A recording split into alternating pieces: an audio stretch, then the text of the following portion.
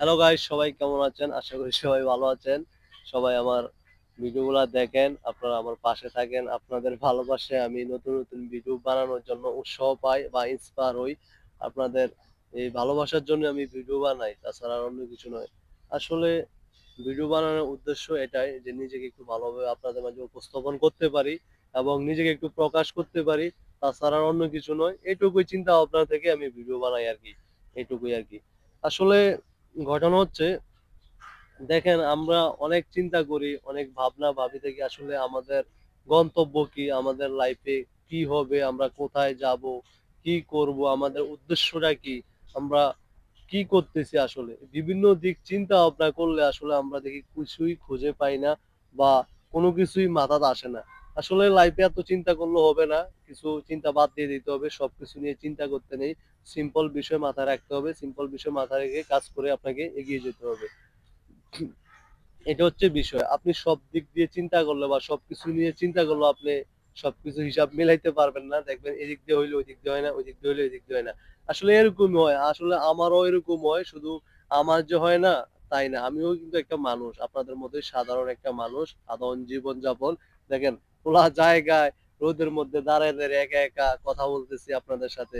এরকম আমিও একটা সাধারণ মানুষ। আসলে আমি এটা বেছে নিয়েছি তাই আমি এই কাজটা করতেছি।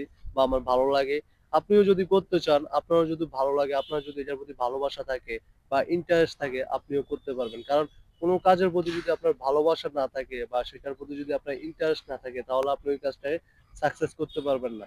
আপনি যে কাজটা করবেন, সেই কাজের প্রতি আপনার ভালোবাসা থাকতে হবে এবং ইন্টারেস্ট থাকতে হবে এবং সেটার প্রতি আপনার আন্তরিকতা থাকতে হবে, সেটার প্রতি গুরুত্ব থাকতে হবে, সেটাকে শ্রম দিতে হবে। মানে সবকিছু যেদিকে যাক, যাক, দুনিয়াদারি যেদিকে যাক, যাক, আপনি সেই কাজটার প্রতি ফোকাস ধরে রাখতে হবে। তখনই আপনি সেই কাজটাতে ভালো কিছু করতে পারবেন এবং সেই কাজটা দিয়ে ভালোবাসা নিয়ে জয় করতে পারবেন।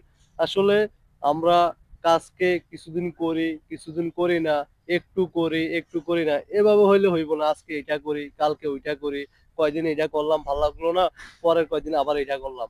এভাবে হলে ভাই চলবে না ভাই। আপনাকে যেকোনো একটা পথ ধরে, যেকোনো একটা স্কিল ধরে অথবা যেকোনো একটা কিছু ধরে এগোতে হবে।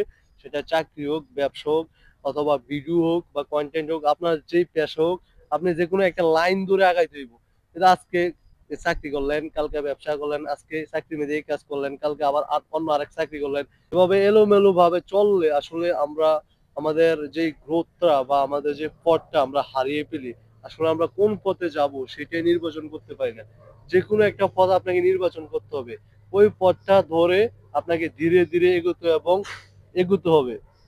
তারপর আপনি ওই পথটাতে দেখবেন অনেক বাধা বিপত্তি আসবে। আপনি একলা, একলা যাইতেছেন, আপনার আশেপাশে কেউ নাই।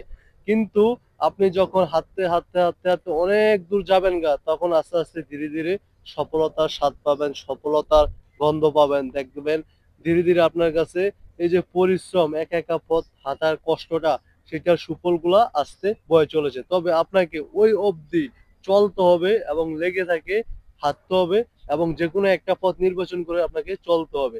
হ্যাঁ, আপনি বহু পথ নির্বাচন করবেন।